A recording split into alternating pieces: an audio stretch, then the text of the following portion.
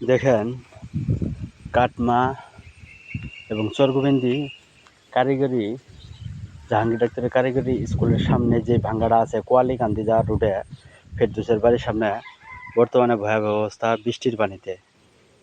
এই রাস্তাটা খুব সংস্কার করা দরকার, মাটি ভরাট হোক এবং ব্রিজ হোক। বর্তমানে যাতায়াত অনেক কষ্ট।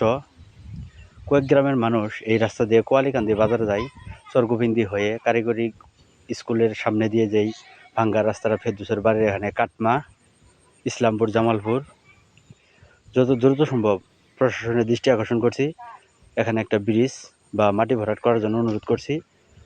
এবং সবাই ভিডিওটা বেশি বেশি শেয়ার করবেন, যাদের এই ভাঙ্গাটা ভরাট করার প্রয়োজন এবং একটা ব্রিজের প্রয়োজন।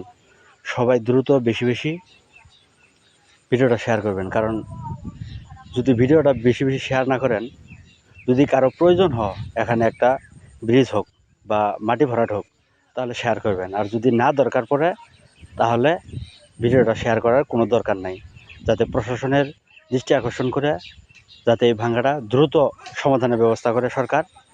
এই প্রসঙ্গে আমার ভিডিওটা করা।